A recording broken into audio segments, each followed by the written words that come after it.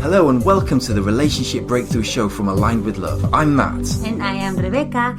This is the place for people to have a magical, loving, intimate relationship. Thanks for joining us. Now let's get started.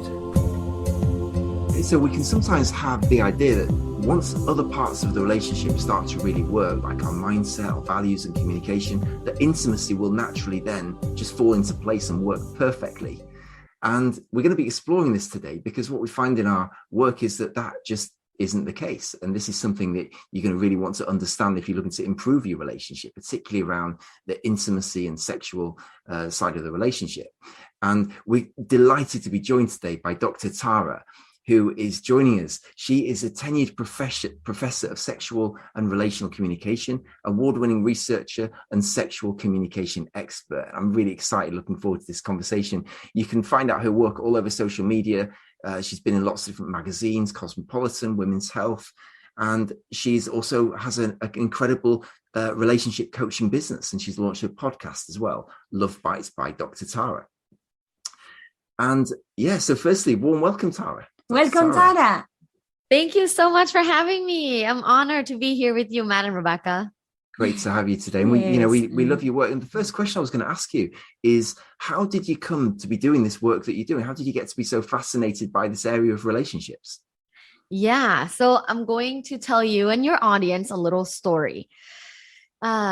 I'm originally from Thailand. So I grew up in Thailand, a very sexually conservative environment. And I would say, would both of you say the same, that you grew up in quite a sexually conservative environment? I would. Where, sex isn't really talked about in your family. Did your parents talk to you about sex? It wasn't really the thing around my family dinner table. I've got to say, it was pretty much off the agenda. Even at school, even school teachers didn't really want to go there. That's so right. Yeah, I would say it was definitely a taboo in my family. For sure. Same here. So I think it's not just me. I think this story resonates with so many people. Is that growing up in my family, no one has ever talked about sex. My parents never talked to me about sex, never taught me anything about sex. I never had sex ed at school. So no sex ed at school. Therefore, sex is out of the window. So when I became a teenager and start feeling, the sexual desire, the unintended arousal, right? I was thinking, what the heck? Like, what's going on in my body? And I think all of the teenagers hitting puberty felt the same way, right? For boys, it's easier because you just kind of see your erection. But for girls, it's kind of confusing. Like, all of a sudden you felt things in your nipples. All of a sudden you felt like you want to use the bidet a little longer.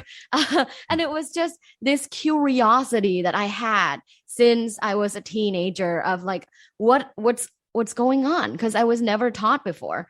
And at that time, I was watching a lot of media, a lot of television shows and movies. And, in TVs and movies, right? Let's talk about this a little bit. In TVs and movies, they rarely show a sexually active person, especially women, as a good woman. So women that were sexually active, that were unapologetic about pleasure, that were speaking up, were seen as like this wild woman, unmarriageable, not a girlfriend material, right? And then like the good girl who's like innocent and slightly like maybe a virgin, maybe not, but definitely very innocent and never talks about sex in an assertive way, is seen as the girlfriend material, the wife material, right? So even in our media, it's already separated, and all of us consumed this media. So girls growing up, it's always like, don't act sexual. You don't want to be the bad girl, the bad woman. Right. So I grew up with a lot of that, like guilt and shame just embedded in how I feel about myself sexually in relations to others. And then, fast forward to me coming to the United States for graduate studies. So I came here first for my master's, and then I stayed for the PhD. But first I came here and I came to Los Angeles. So it's quite a contrast when it comes to embracing your sexuality as compared to Bangkok, Thailand. In LA, there's a lot more people talking about sex. There's a lot more young adults, expressing themselves sexually in different ways, face to face, social media. And so when I first came here, I was like, wow, this is refreshing. I never thought that that's okay, and that accepting your sexuality and talking about it all the time is okay. And I started doing it a little bit more, and it felt very good. But I have to admit, like, even, from my early 20s, I consistently was in a failed monogamous relationships, one after the other. And I think that a lot of people can resonate. They get into a relationship, they date for maybe a year, maybe 2 years, maybe even 3 years, and then they break up because things just don't work out. And for me, a lot of times, the thing that didn't work out was that sexual chemistry, was that lack of sexual compatibility. But at the time, I couldn't pinpoint. I didn't have the awareness. I didn't realize that that was the problem until I was in my PhD program, which was 4 years. And this was at Arizona State University. And I studied with my professors who were really well-known people that studied attachment theory, the professor that came up with affection exchange theory. So in the PhD program, I realized big time that there are research and studies and theories that explain my life and my relationship issues. And I was blown away. I was like, whoa, I want to study this. I want to be the person who knows these things so I can help teach others about these things. So that was kind of my first spark. But fun fact, in the PhD program, one of my friends also took me to a sex shop for the first time. This is PhD programs. I was older. Took me to the sex shop the first time to buy sex toys. So before that, I've never owned a sex toy. So like that was the first time. And at that time too, my friend, one of my best friends now, that we live together, she and I were watching a lot of Sex in the City. And what better way to introduce me to American culture than watching Sex in the City? So I was watching a lot of that. And I remember vividly. Have you guys seen Sex in the City? Yeah, sure. Okay, so I remember vividly seeing Samantha Jones being very sexually unapologetic. And I thought, even it's a fictional character, I thought, how can I become more like that and speak up for myself and live and be in a passionate, loving, close, intimate relationship where there's no disconnect when it comes to sexual intimacy. So that was my goal then. I landed my dream job as a professor at California State University, Fulton, and I started teaching sexual communication class and relational communication class. And it's been really rewarding. But I thought, how can I teach more people? How can I teach the mass? So I started my coaching business 2 years ago so I can work more with the mass and not only teaching college students. And then I started my podcast last year so that more people can hear me and my experts like you guys being on my show, talking about intimacy and sexual wellness and mindful relationship and just normalizing that talk so that all of us can be in a beautiful, passionate, long-term relationship. Yeah, that sounds great. Inspiring. I love that story. And I was curious, Dr. Tara, when you said about how, when you started learning these theories, you recognized some things that maybe hadn't made such sense before that you struggled with. And I'd love to hear an example of one of those sort of insights that you got from those studies that made you realize, hey, there's something about me here that isn't quite working as I want it to. Yeah, so I'll give 2 examples. The first example was when I started studying attachment theory and understanding secure versus insecure attachment styles like avoidant style, preoccupied, fearful. And then I realized that I was exhibiting a lot of preoccupied attachment style, which is like an anxious attachment style. Right. Due to my former relational trauma, someone cheated on me. Right. And then we broke up. Someone cheated on me and then he left. So in my heart, and that was like when I was, 20. So I was young and all of that, I blamed myself. Like, what is wrong with me and my character and who I am that this person didn't even find it worthy to stay.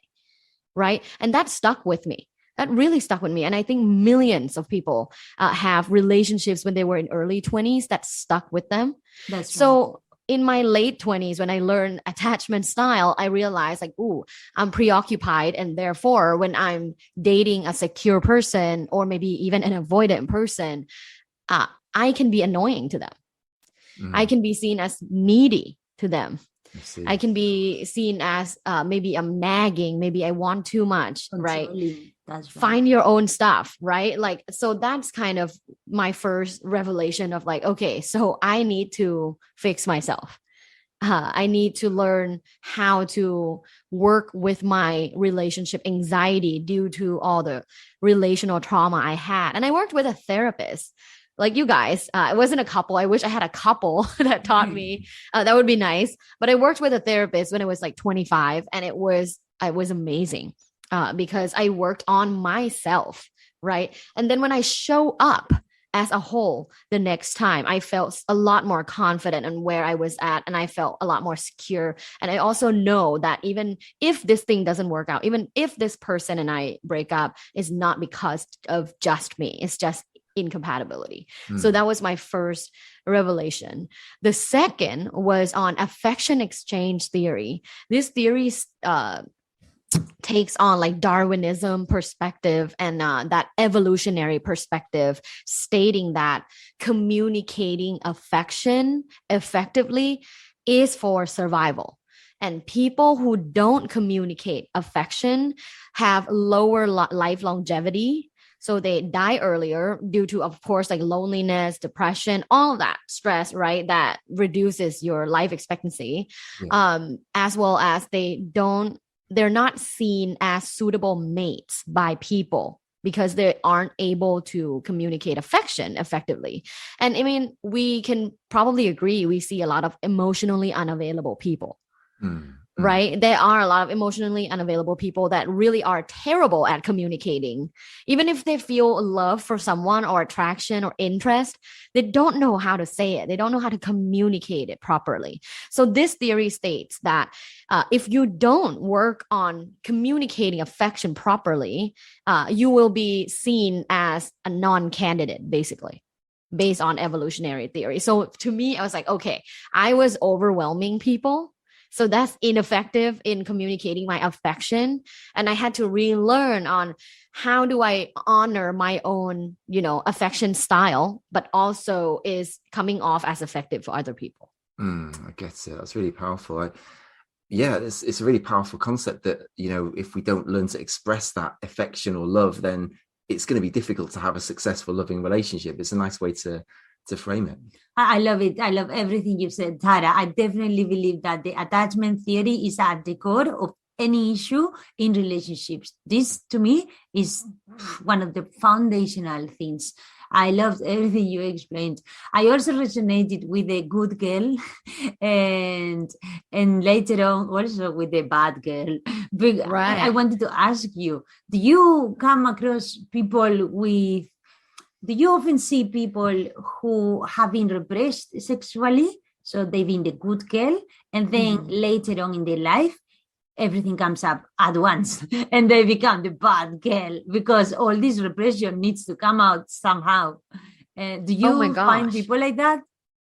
Oh yeah, all the time. I mean, I have the majority of my female clients come in, they want to work on expressing themselves sexually. They want to feel sexy. They want to come off as a sexy woman, right? Because they were sexually dormant for so long and the good girl for so long. So they're like, oh, I'm just, I realize that it's me. I realize that maybe I'm not enjoying sex or just intimate relationship with other people is probably because I don't feel comfortable in my own skin and I'm hiding, right? I think that's a huge aspect. Is like, how can you stop hiding? How can you express your sexuality? You're a woman. You're very sexually powerful, right? You can give so much pleasure to a man. Like, how can you embrace and love that and not think it's a chore and not think you're a toy and not think you're an object, right? That's a very good point, Tara, because that's what I wanted to ask you as well. That do you find that sometimes there's a period of like a transition period where people can move from good girl to really naughty girl.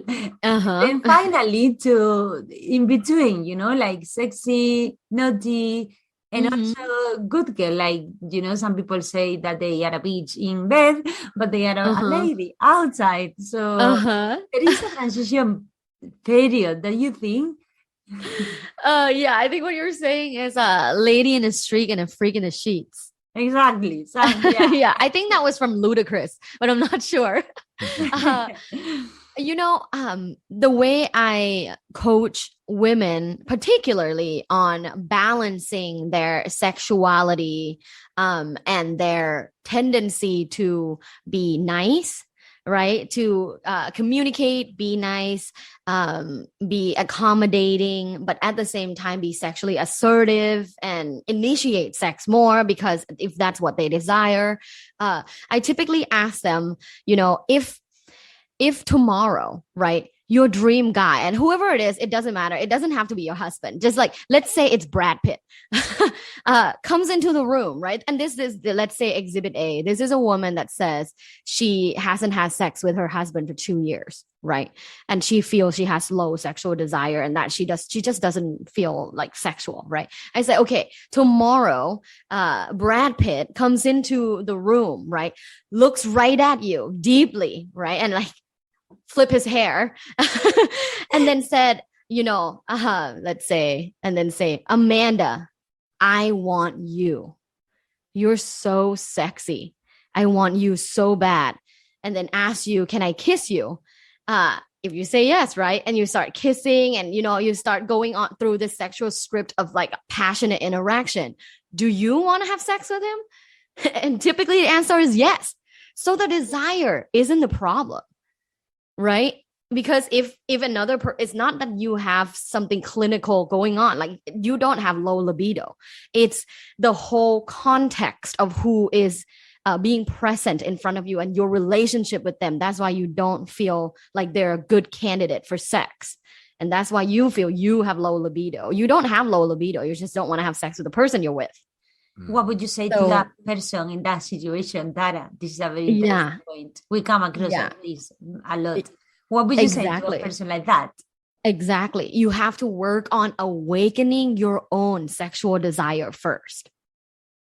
And then I typically, if they feel like the other person has a blockage, I typically recommend them to see a coach or therapist, especially like a couple like you guys. Then they can both come in and work on this specific sexual issue, which is one person. Because a lot of times what I've heard, and I'm going to be honest here, is the wife or girlfriend is saying, well, my husband let himself go and I don't feel attracted to him.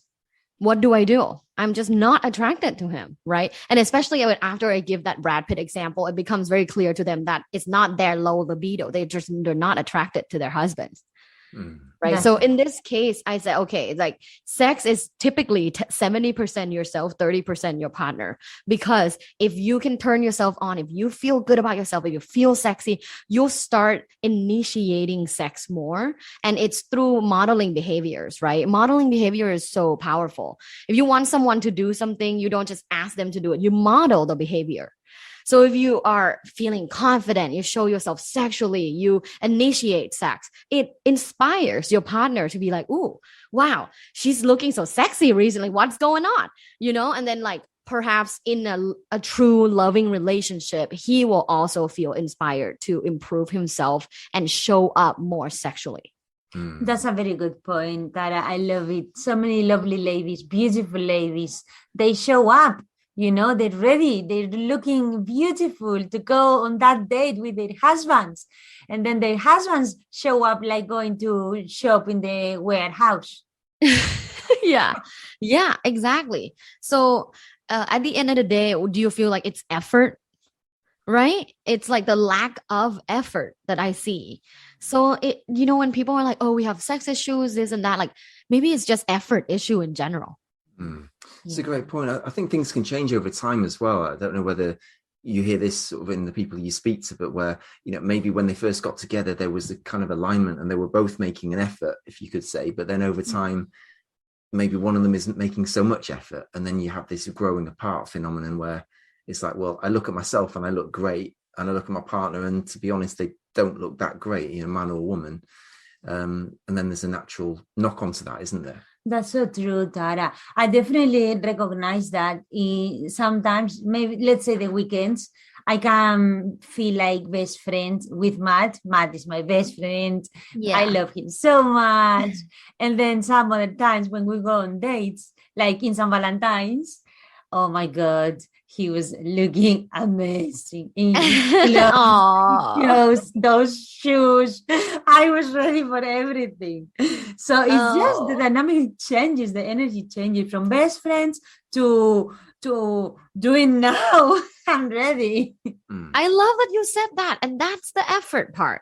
Because what if he showed up distracted, t-shirt and shorts, and just like, yeah, let's, like, I'll take you out to eat. Let's go. Like a trivial thing, right? If he doesn't make it a thing, like, we're going on a date, right? And that's the thing that people forget. Yeah.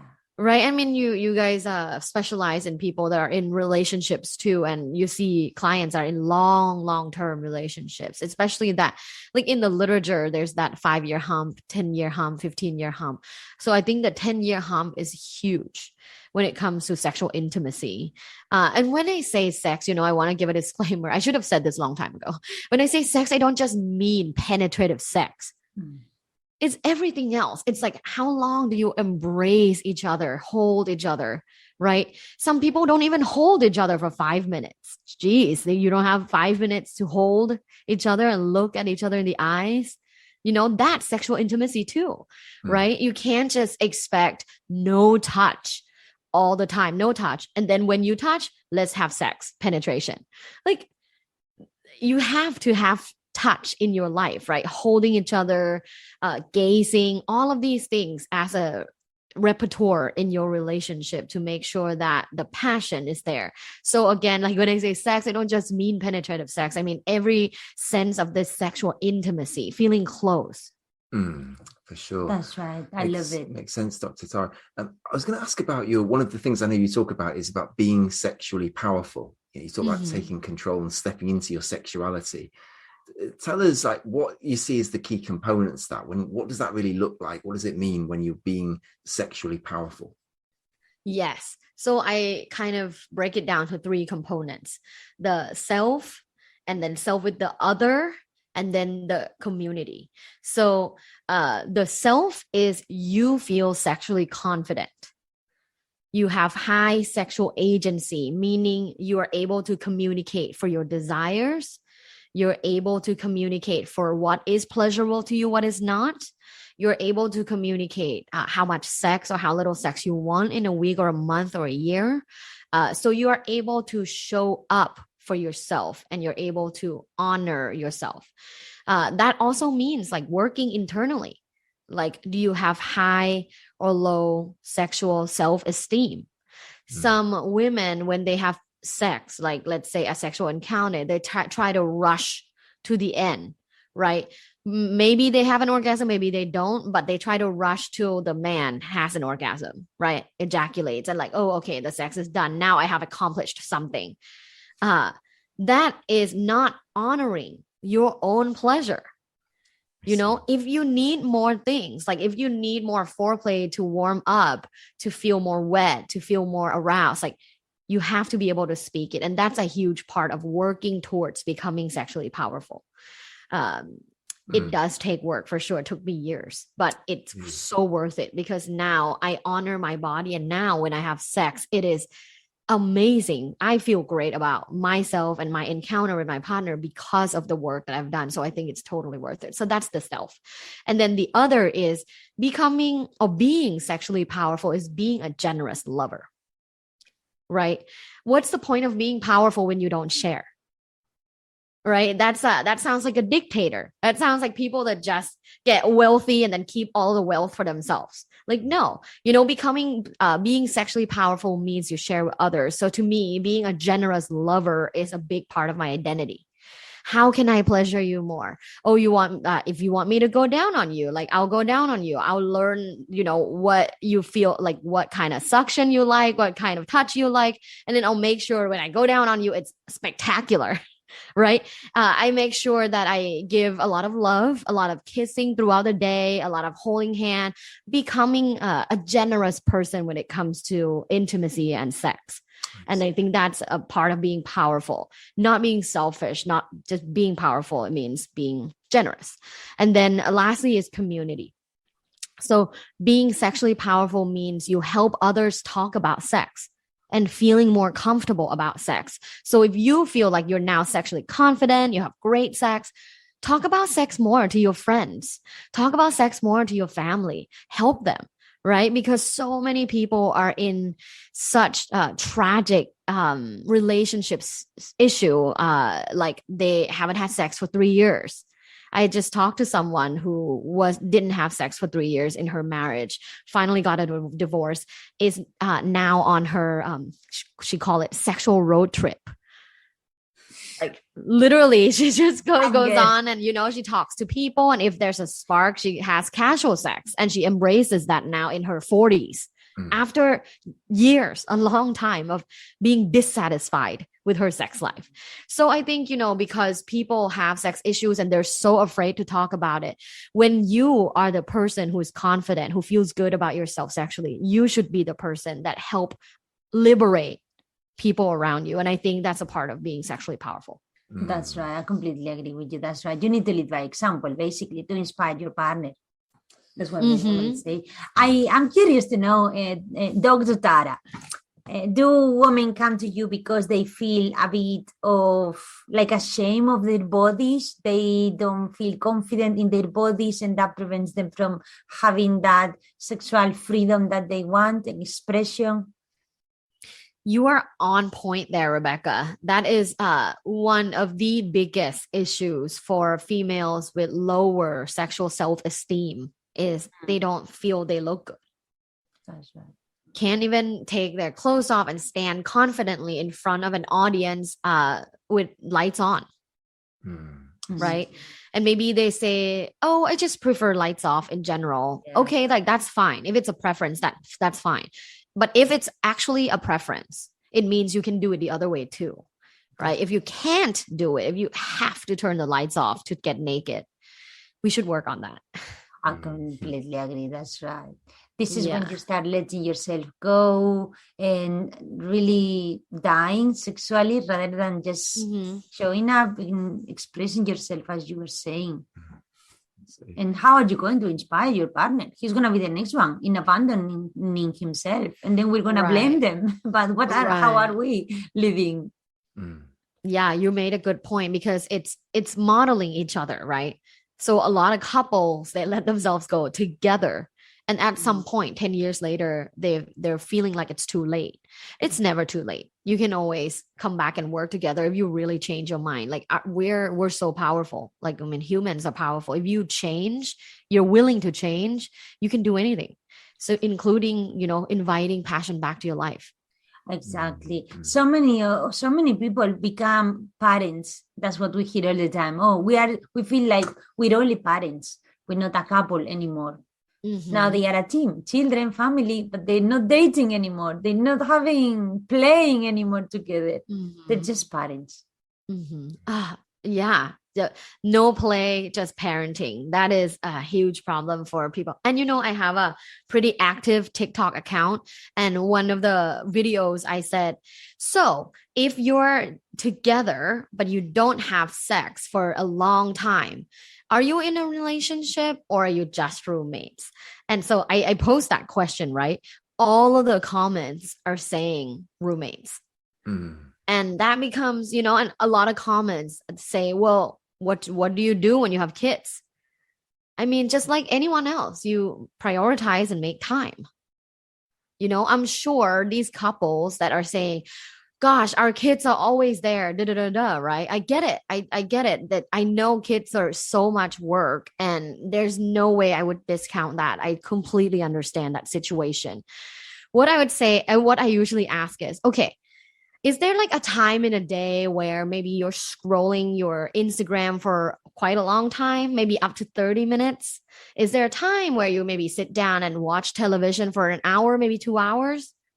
Maybe that can be a good time to be intimate with your partner for just 15 minutes.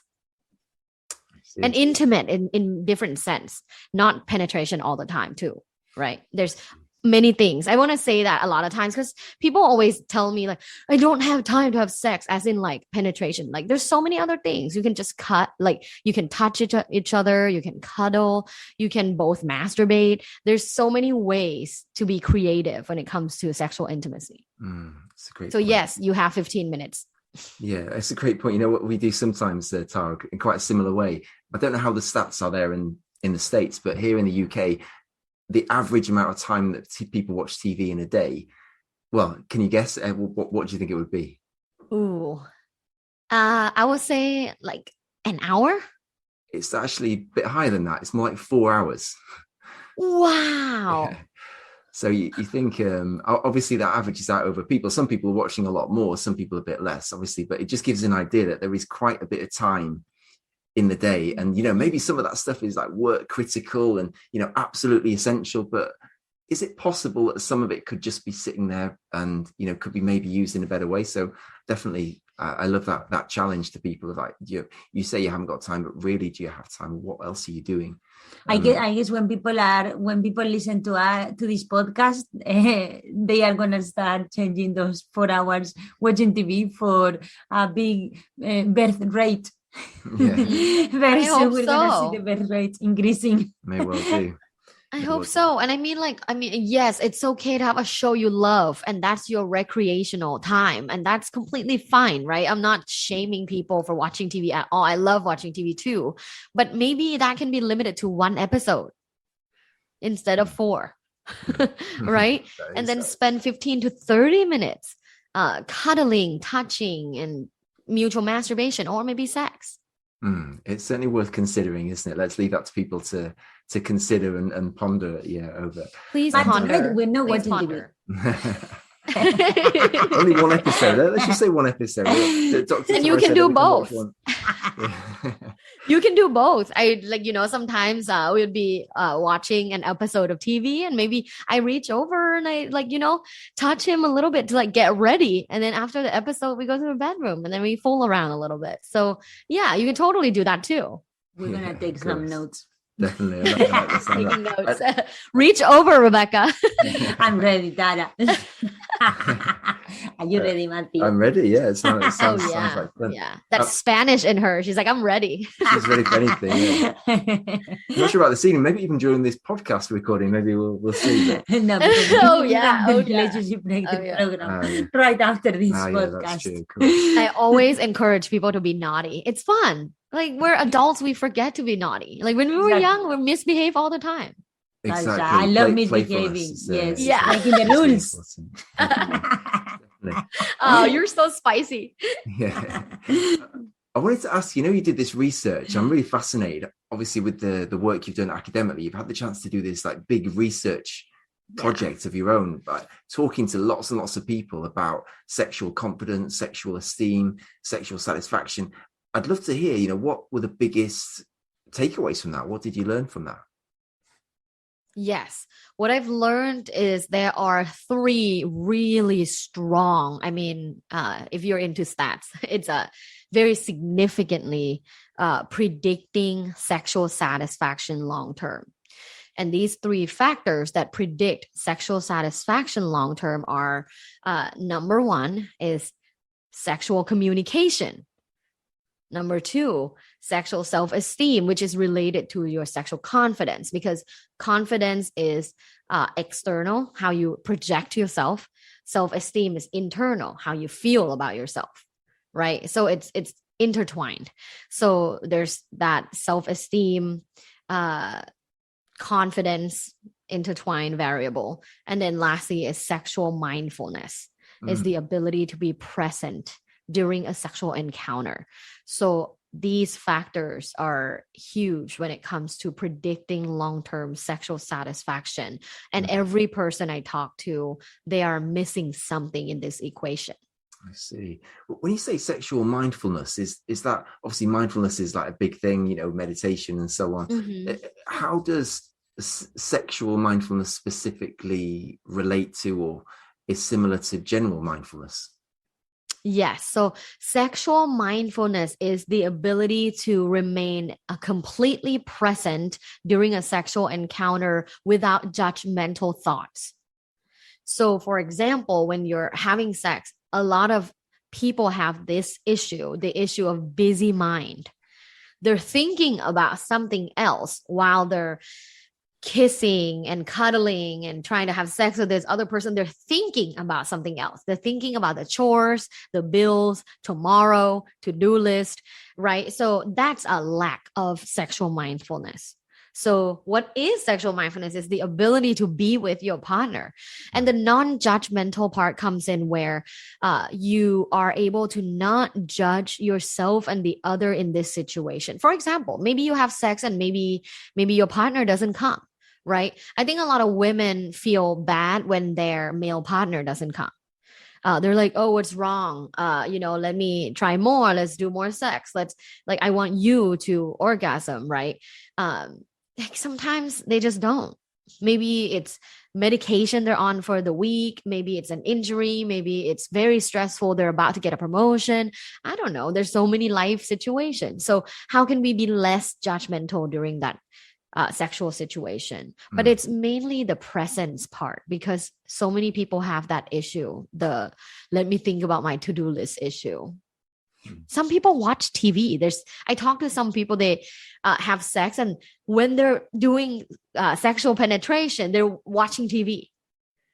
That is the lack of sexual mindfulness. And yeah, like you said, Matt, the way to practice that is through meditation and breath work. But in this case, sexual meditation, sexual breath work. There are practitioners that teach these things, and there are videos on YouTube. I have a list of sexual meditation videos on YouTube as well under Love Bites.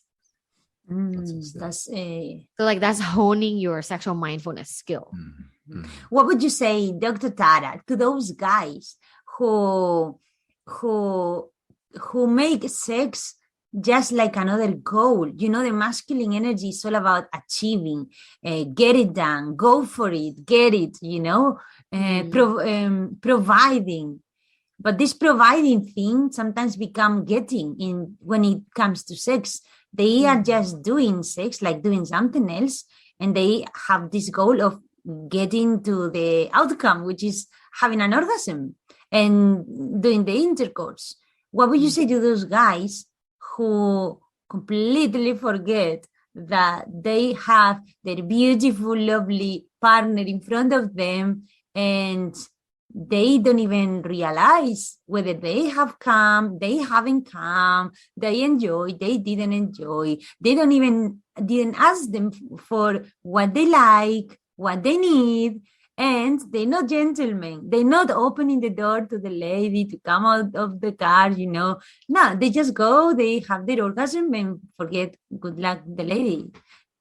She's there all dirty in bed. She didn't come, she didn't enjoy. And the guy is ready to smoke his cigarette. What would you say to those guys? Yeah, listen, if that's your behavior, there's no luck for you in long-term sexual satisfaction. So it's time to change. And when I say change, you don't have to go and do, 180. You can do gradual changes. A lot of times, I hear people say shivery makes me wet. Have you ever heard of that? Maybe it's an American thing, but a lot of American women, like my friends that I talk to, they say shivery makes me wet, meaning like when a guy is being a gentleman, it's arousing, right? And sex isn't just that 5 minutes before penetration. Sex is everything. It's whatever you did the whole day leading up to sex. Right? If you were an a-hole for the whole day and neglecting your wife or partner for the whole day, and then at night you just expect them to open their legs and have sex with you and enjoy it, I feel like that's really selfish. And I think there has to be someone that kind of, for the lack of a better word, punch them in the face and say, listen, this is not going to work. And in the long term, I swear you will not be happy. You won't be. You'll feel this void inside you that, you know, you realize like being this person is not serving me anymore. And I hope that that day, that realization comes earlier than rather than later. Yeah, so it's a really great point. I love the way you stated it earlier, and I guess in terms of your formula, this is where the person is not being generous. You know, they're just really about, you know, right. Maybe they're asking for what they want and they're clear on what's going to make them feel good, but then they're not giving or thinking about the partner. So totally imbalance, isn't it, really? And being a generous lover is so hot. You know, asking her what she wants is so hot. So like if you were, you know, asking her, if you've never asked before and you start asking her tonight, like, hey, do you want me to go down on you? And maybe the woman too has to work on herself too. A lot of women decline that because they don't feel like they deserve the pleasure, or, you know, they don't want to bother. Like most women are so nice and they have what is called people pleasing behavior, right?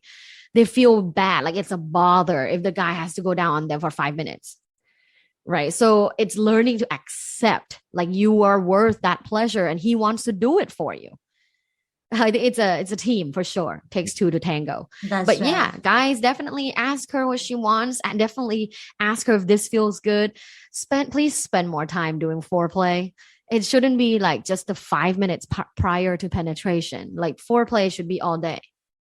I love it, Tara, what you said. Some ladies, they just don't want to bother. And on top of that, they not only they don't ask for what they need, they like, but they also are allowed giving everything to their partners. Really making sure that they are compensating for the lack of self-esteem by doing everything their partners want them to do. And they don't receive anything. Yeah. And then become resentful. Exactly. And blaming their partners. But what did they create?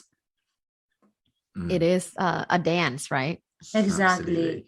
I was going to ask you as well, Dr. Tara, why do you think it is in our culture, in the way that we're educated or grow up, why do you think so many people struggle in this area of intimacy to have, you know, rewarding, satisfying relationships?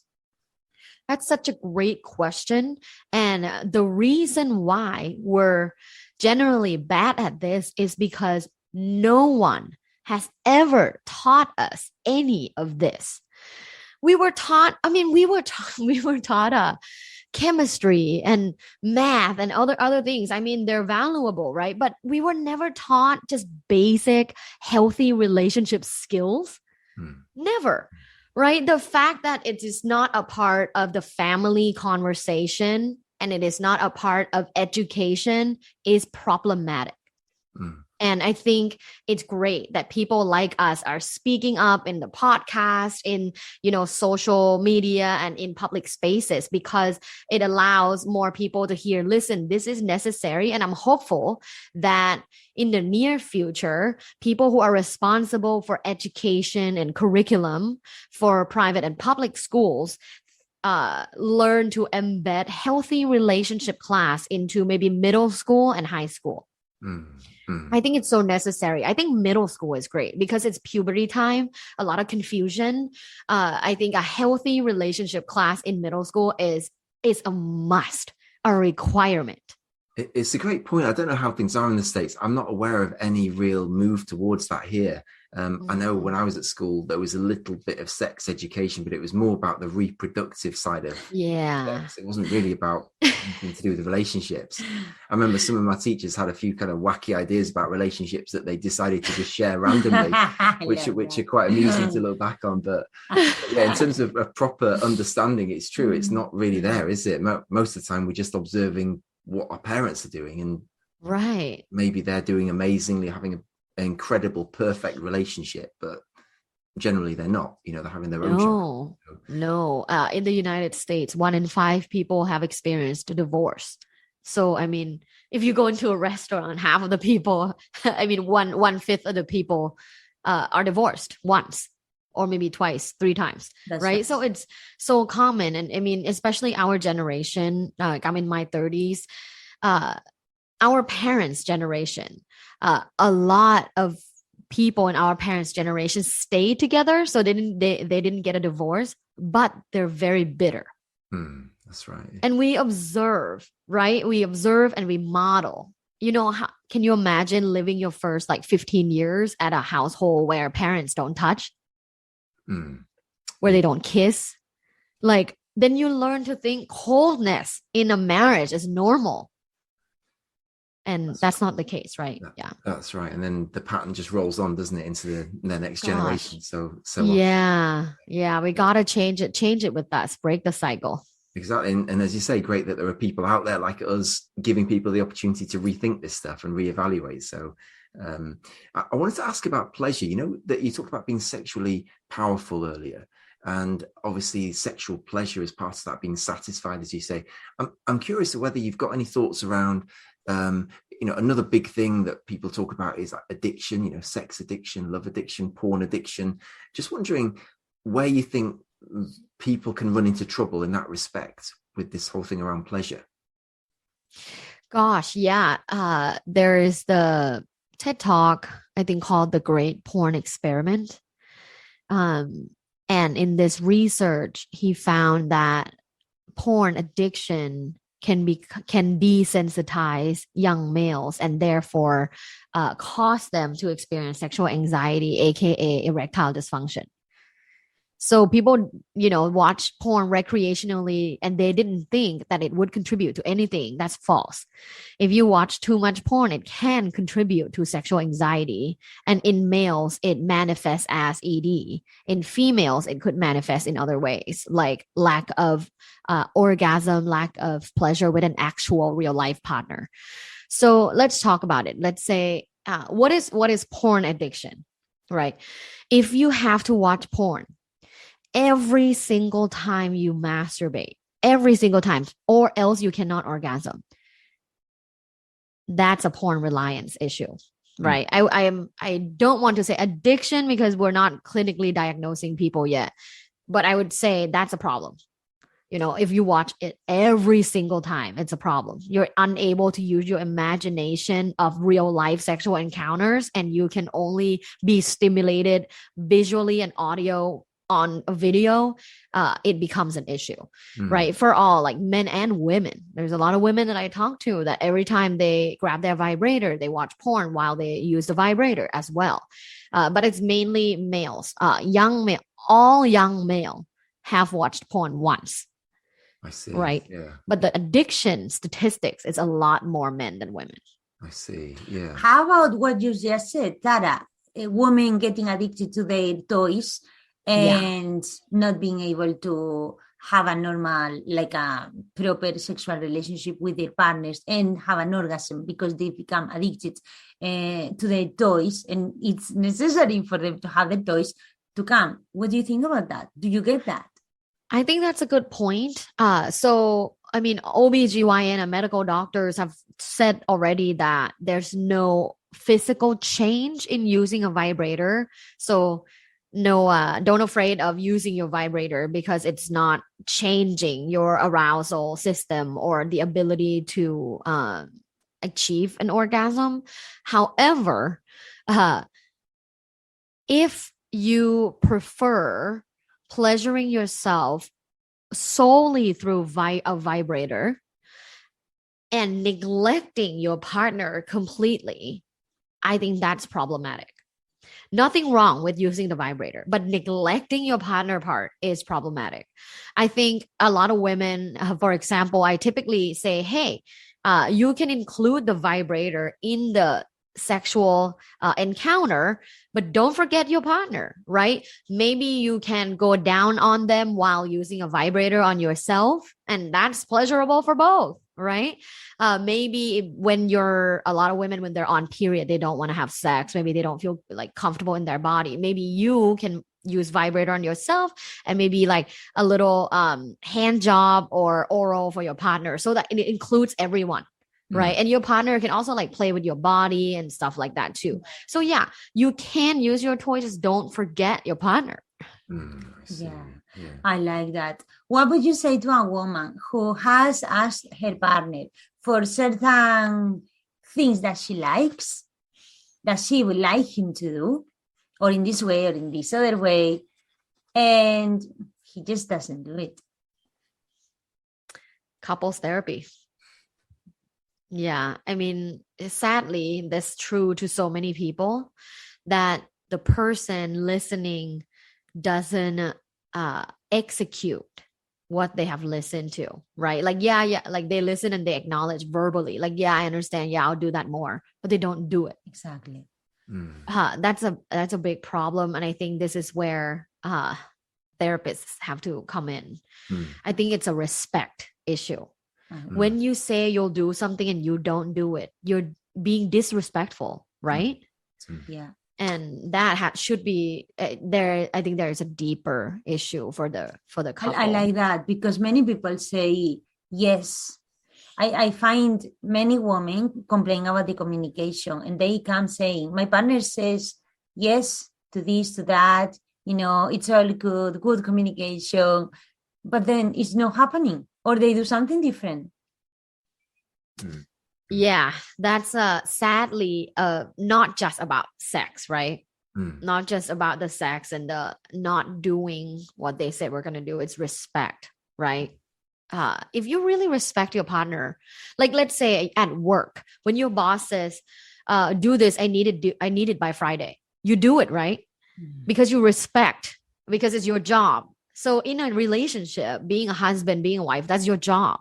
Like you have to respect the other person and deliver what is asked. Like if you do that for your job and you don't do it for a relationship, are you saying your relationship isn't as important? What are you saying? Right. So definitely work with a therapist, I think. It's a great point. And I completely agree with what you said, that if somebody's got an issue in that respect, let's say in the sexual part of the relationship, then there's at least some possibility it could be coming out in other areas as well. Let's say if it's me, let's say if I'm a bit selfish, or I just tend to think about me, it comes back to really what you said about being generous, having that balance between, looking after myself, but also thinking about the other people around me, particularly my partner in this case. So, I think it's, sometimes you hear a lot of talk about self-love, all you need to do is love yourself and everything will be fine. Well, hang on, you've got to think about the other person as well. So it's like yes and, isn't it? It's like, so yeah. I love that you mentioned that. There is this misguided belief about self-love, that self-love means radically loving yourself and F everyone else. And that's just so misguided. How can we live harmoniously in a society if you don't give a shit about other people? Right? It's true. So it's that I think that narrative of like radical self-love and then not caring for others is quite toxic, and it's not helpful. I think love yourself and love everybody, like love the people around you is so much more harmonious. That's right. It depends a lot on the individual, doesn't it? I'm sure there are people for whom that message about self-love is really just the perfect antidote to their pattern, but it just depends. It's like so many things. When you try and boil something down to be too simple, it can become absurd. It can just lose its logic at some point. That's a great point. Yeah. So maybe they, instead of saying just like self-love, they should say like self-love and love others. Yeah, that's right. And the end is very important. Yeah. Mutual. Yeah. I was going to ask you another question. I read an article a few years ago about women, most of women not being able to have an orgasm like a body orgasm. They can only come through masturbation. What do you think? Yeah, so they feel like they haven't had vaginal orgasm and they only have had clitoral orgasm. That's right. So clitoral orgasm, it's much easier because the clitoris is outside, it's external, right? And you know exactly where to touch. Vaginal orgasm is much harder, not only because it's inside and it's at an interesting spot and different spot for every female body. So I think this pressure to have the vaginal orgasm every single time is not healthy. It adds to that lack of mindfulness, because you're only thinking about like, am I coming? Am I coming? Like, I don't feel a thing there. I don't like, when am I going to come? What does it feel like? Right? You're not looking at your partner and feeling the moment, right? You're thinking about the next orgasm. Like, what does it feel like? I think the first part about the stigmatization of this is to perhaps worry less about having vaginal orgasm and celebrate more how important and great clitoral orgasm is, and do more things to stimulate that part, because at least we're already sexually satisfied when we come clitorally, right? That's why a lot of women love masturbating, because that part feels great. So let's do that first. Let's make sure we have that, like, we get that down. And then in terms of vaginal orgasm, it takes practice. There's still a debate in the sexuality research realm that the G-spot may or may not exist. So it's not even a fact. It's not even like something, it's not taught in like biology, right? So it's not even a factual thing. I believe it exists because I feel it, but some other women, including researchers that have a lot of research on orgasm, say it doesn't exist. That it can feel good internally through penetration, but there's no like G-spot, and there's no that like huge climax. The clitoral orgasm is the huge climax. So there isn't like even a consensus if that's real. Therefore, for lay people, like, don't worry about it too much. Take care of your clitoral orgasm, and that feels great, and that's a part of your sexual repertoire. I think that's great. When it comes to vaginal orgasm and you want to learn to induce it, you have to try Kegels. A lot of female empowerment coaches that I talk to always recommend Kegels. Not only it's for vaginal health, but it helps the contraction of that pelvic area. If people listening, if you don't know like what that feels like, try peeing and then stop peeing. Oh, yes. That's what you do. Yeah. So try that. Maybe when you do sexual meditation, try it for like 2 weeks, and then maybe have penetrative sex, and see if you can contract during penetrative sex, and maybe it will help induce vaginal orgasm. But hey, don't forget about your clitoris. That sounds great, Tara. I got another question, very typical question that ladies come with this problem, some women. And it's that some couples are trying to have a baby, to create a baby. And I'm saying specifically this word, to create a baby. What they're really doing, including the woman, is to produce a baby. So the baby is not coming. What do you think about that? Well, I mean, biologically speaking, an orgasm isn't necessary for reproduction. Like, and we know that, I mean, biologically, we know that historically there's a ton of people getting pregnant without having ever had an orgasm. So an orgasm is pleasure, is connection, it's the deep, passionate feeling, closeness with your partner. So it's not necessary for reproduction. However, I think a lot of couples get into this routine of only measuring ovulation and only having mechanical sex during ovulation for no pleasure, just to reproduce. That can become problematic. Not only that, it's not sustainable. Obviously, after you get pregnant, then what? There's no more goal, right? Then can you go back to just having sex for pleasure? Now that you don't have a goal, do you feel like you fall off the rail and like you can't ever have sex again with just pleasure? So I think that thinking of having sex just to reproduce is problematic. And if you are listening and you are in this situation, it's okay. There's always change, right? Maybe start doing couples meditation together, maybe start writing each other love notes, and then start practicing like having sex for just pleasure and not when you ovulate alone. That's a great point, Tara. I love it.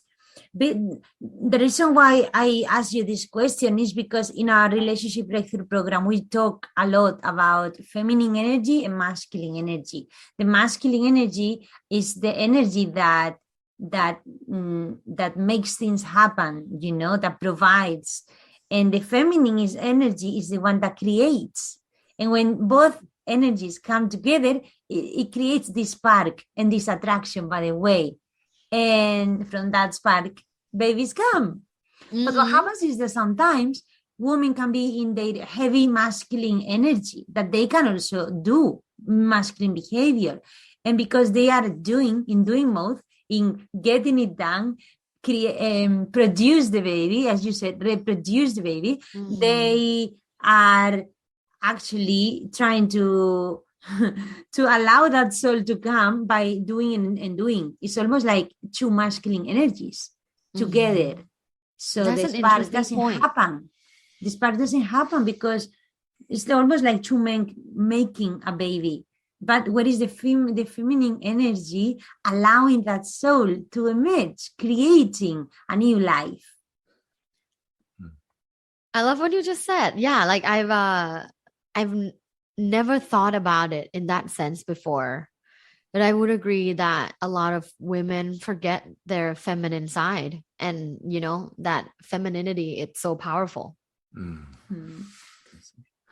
Fantastic. Well, it's been really great to have this conversation. I've got one final question, and just practically, I know you've shared some amazing stuff already, Dr. Tara, but if people could take maybe 3 things away that they could put into practice, or things that are just going to make that bit of a difference, what would you like to leave people with?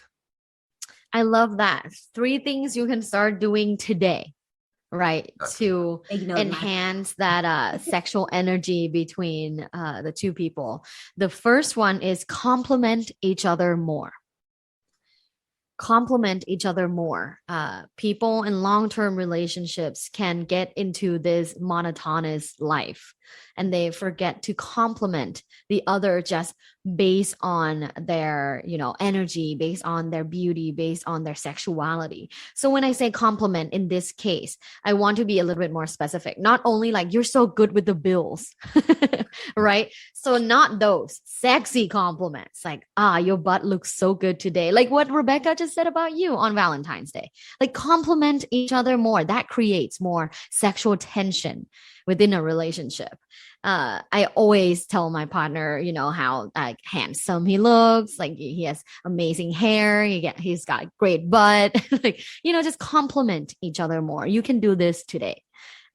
Number 2, touch more and do more nonverbal outside the bedroom.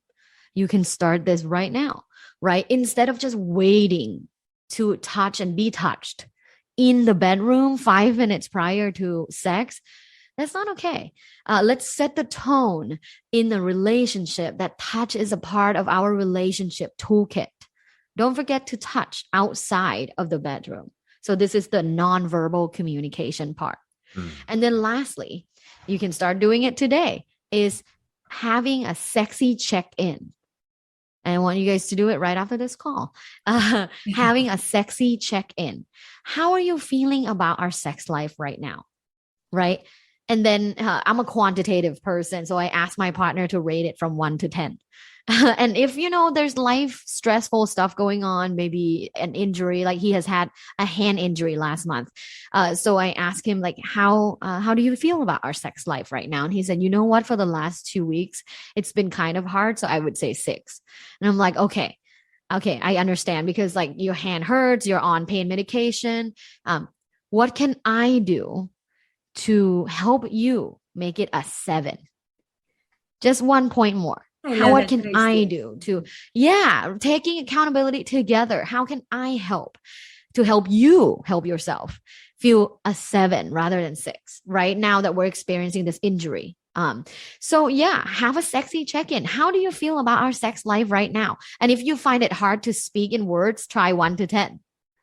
And it will allow more conversations. Nice and simple. I love it. So we need to start checking right now. As we'll soon as we finish this call, I'm ready. A sexy check-in. We'll take those away. Yeah, I'll let you know, Tara, how this goes. Yeah. I would say mine is most of the time 9 or 9.5 to 10. That's good to know. You're walking the talk then. I was just going to say thanks a lot for taking the time to talk to us today. Really appreciated your insights and wisdom and sharing all the great work that you're doing there. So I was going to ask finally though, how can people keep in touch with you or find out more about your work? Yes, you can visit my website is lovebites.co, LUVBITES.co. That's also my social media as well. Fantastic. And we'll include that in the show notes as well, so people can follow you, reach out and find out more about what you're doing. So any final comments? No, thank you so much, Dr. Tara. I really enjoyed this conversation. It was fun, naughty, playful, free, really nice, really engaging. I can't wait Thank to you share so with much. our audience. Thank you so much for having me as a guest. And, don't forget to play.